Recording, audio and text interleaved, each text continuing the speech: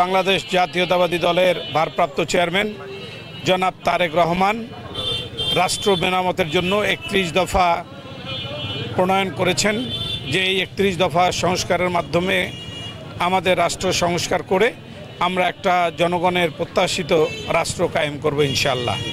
31 দফার যে আমাদের যে তারেক রহমান যে দফাগুলো উল্লেখ করেছেন, এই বাংলাদেশের মানুষের জন্য, গণতন্ত্রের জন্য, মানবতার জন্য, সেই দফার আমরা লিফলেট আমাদের এই ব্যবসায়ী সমাজের কাছে তুলে দিচ্ছি যে সামনে জাতীয় নির্বাচন আছে, নির্বাচনে যাতে রংপুরের মানুষ অতীত সব ভুলে গিয়ে, অতীতের সব কিছু ভুলে গিয়ে ভবিষ্যতে রংপুরের উন্নয়নের স্বার্থে, বৈষম্য দূর করার স্বার্থে রংপুরে বাংলাদেশ জাতীয়তাবাদী দলকে ভোট দিবে, তারেক রহমানের মনোনীত প্রার্থীকে ভোট দিবে। এই জন্য আমরা সবার দ্বারে দ্বারে যাচ্ছি। ইনশাল্লাহ মানুষের ব্যাপক সাড়া। আমার মনে হয় 99% মানুষ সামনের দিনে বিএনপির সাথে থাকবে।